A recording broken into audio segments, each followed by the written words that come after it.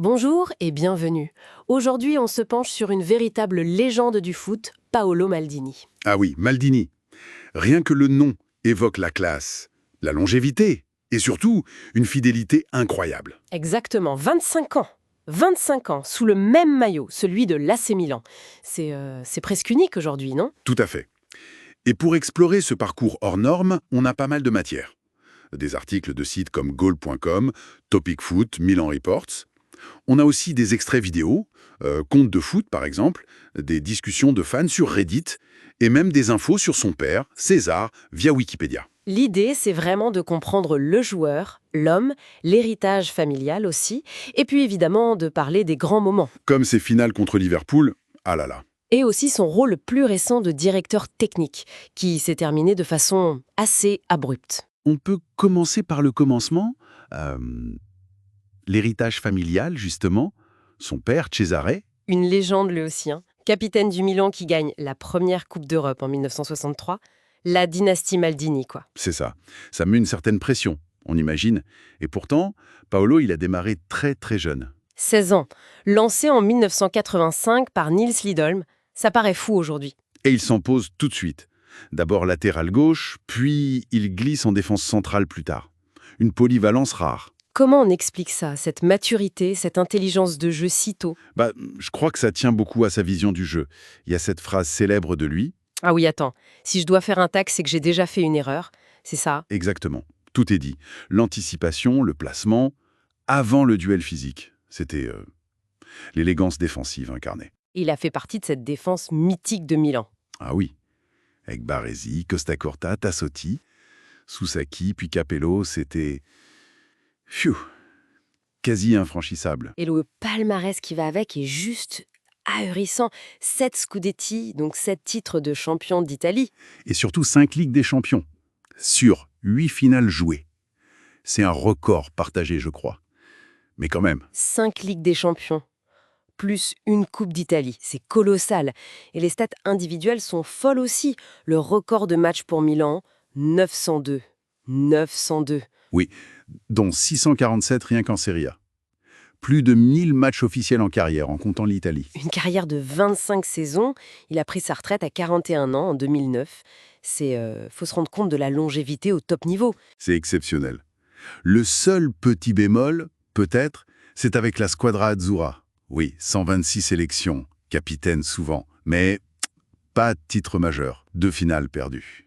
Finale Coupe du Monde 94 et l'Euro 2000 contre la France. Ah, cruellement. C'est vrai. Mais quelle classe sur le terrain.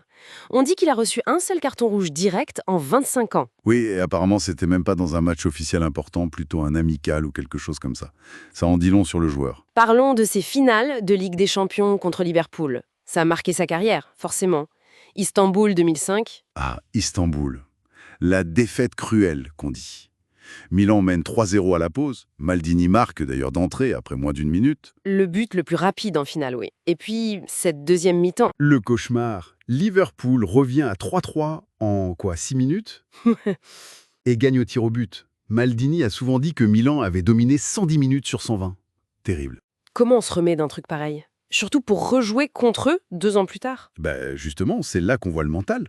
Athènes, 2007, la revanche. Et cette fois, ça passe. 2-1 pour Milan. Doublé d'Inzaghi. Voilà. Et Maldini, capitaine, qui joue cette finale alors qu'il était blessé au genou. Il s'est fait opérer juste après. Incroyable. Et il a dit après, on avait tout à perdre. On imagine le soulagement. Immense, oui. Tenir sa revanche comme ça, c'était fort. Après cette carrière de joueur immense, il revient au club en 2018, mais comme dirigeant, directeur technique. Oui, et son rôle a été assez central dans le renouveau de Milan, qui a mené au titre de champion en 2022. Et il a été important dans le recrutement, c'est ça? Très. Avec Massara, ils ont attiré des joueurs qui sont devenus clés. Maignan, Tomori, Leao, Théo Hernandez. Il a vraiment pesé pour reconstruire une équipe compétitive. Ce Scudetto 2022, il y est pour beaucoup. Et c'est ça qui rend son départ en juin 2023 si choquant, non? Viré par le nouveau propriétaire, Jerry Cargilale. Oui, ça a été un coup de tonnerre. Beaucoup de fans étaient vraiment en colère, d'après ce qu'on a pu lire. Qu'est-ce qui s'est passé au juste? Les raisons officielles? Officiellement, on parle de divergence sur la stratégie. Le propriétaire, Ed Bird, mise beaucoup sur l'analyse de données, le Moneyball, peut-être moins sur l'instinct ou le réseau d'un ancien joueur comme Maldini. Des tensions aussi avec d'autres dirigeants? Apparemment oui, notamment avec le nouvel administrateur délégué, Furlani. Certains ont fait le parallèle avec l'épisode Rangnick en 2019, où Maldini s'était déjà opposé à un projet de la direction. Il défendait son précaré, son influence. Mais malgré cette fin un peu moche, son amour pour Milan, ça n'a pas changé. Ah non, il a redit très clairement, hein.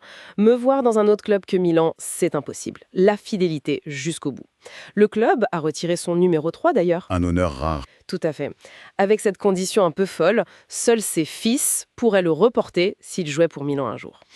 Ça montre le lien unique. Donc pour résumer, Paolo Maldini, c'est une icône absolue. La fidélité, le palmarès, le leadership, des moments gravés dans l'histoire. Et cette fin de parcours en tant que dirigeant qui interroge forcément. Oui, ça laisse une question en suspens, une sorte de réflexion finale pour nous tous, peut-être. Ben, Jusqu'où l'identité historique d'un club, incarnée par des légendes comme Maldini, peut-elle vraiment coexister avec les nouvelles stratégies, les impératifs financiers, la vision parfois très business des investisseurs dans le foot d'aujourd'hui? c'est toute la question. En effet, l'équilibre entre l'âme du club et la performance économique ou sportive pilotée par la data, c'est un vrai défi pour le football moderne.